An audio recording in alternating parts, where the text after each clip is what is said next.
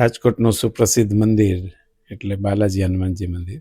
શાસ્ત્રમાં એક ઉક્તિ છે કે યથા દેહે તથા દેવે. જેવી આપણી દેહની જરૂરિયાત એવી આપણા દેવની જરૂરિયાત. અહીંયા ઘણા બધા શ્રદ્ધાળુઓ આવે છે એમના સહયોગથી. અને જૂનું સિંહાસન સુવર્ણનું જ હતું, પણ એ થોડું નાનું હતું. એને થોડું મોટું કરી અને અંદાજે લગભગ 6 કરોડના ખર્ચે લગભગ 2-3 કિલો સોનું અને 30 કિલો જેટલી ચાંદી એના મઢાણ કામ કરી અને સરસ સિંહાસન તૈયાર કરવામાં આવ્યું છે.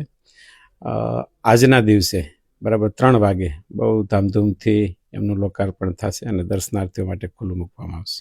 લગભગ 1 મહિનાથી આમનું કામ ચાલતું હતું.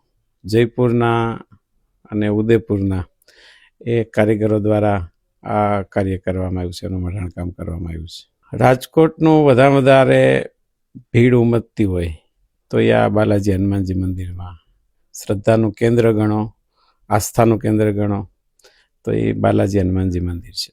બહુ પુરાના સમયથી સદગુરુ ગુણાતીતાનંદ સ્વામી જે સ્વરૂપની આરતી કરી હતી અને બાલમુકુંદરજી સ્વામી જેવા પવિત્ર સંતના હાથે જેમની પ્રતિષ્ઠા થઈ હતી, એટલે એનું નામ બાલાજી હનુમાન રાખવામાં આવ્યું છે. અને આજે પણ રાજકોટવાસીઓના હૈયાના વઠે કોઈ નામ હોય તો એ બાલાજી હનુમાનજી મંદિર.